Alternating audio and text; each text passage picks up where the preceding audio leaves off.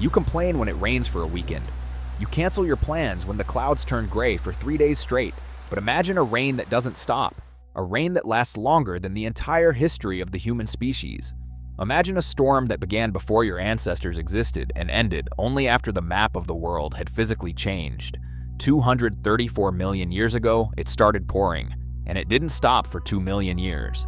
This was the Carnian Pluvial episode, the most devastating climate anomaly in the history of life. Welcome to the archives of ABSCURA. Today, we witness the storm that drowned a world. To understand the scale of this disaster, you have to look at the world of the Triassic. It was a hellscape. A single supercontinent called Pangea sat like a giant furnace in the middle of a global ocean. It was a world of red sand, cracked earth, and heat so intense that the interior of the continent was virtually a dead zone. For millions of years, the earth was dry. Desert-adapted reptiles ruled the dust. Life had found a fragile balance in the heat. Then, the ground began to rip open.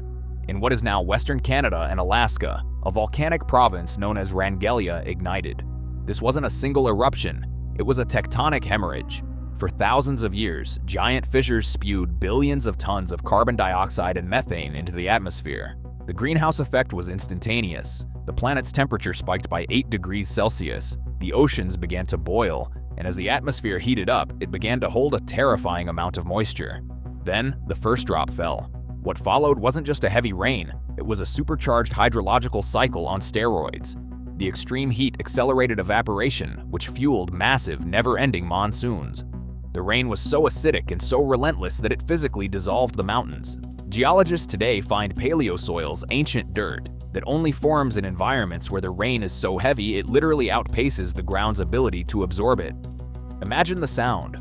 A constant, deafening roar of water hitting the earth 24 hours a day for 2 million years.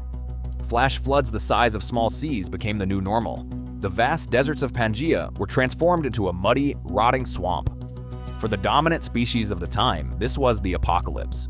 The Rhynchosaurs, stocky, beak-headed herbivores that made up nearly 60% of the world's large animal population, simply couldn't cope. The tough, dry plants they fed on were drowned out by lush, soft ferns and conifers.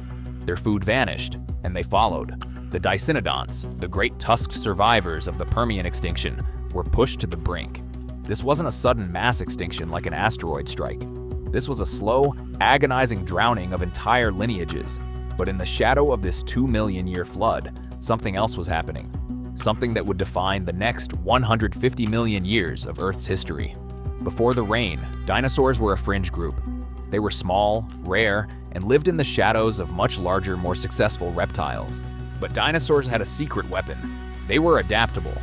While the heavy, specialized monsters of the desert choked on the new moisture, the early dinosaurs thrived. They loved the new forests. They expanded their range. They grew in size.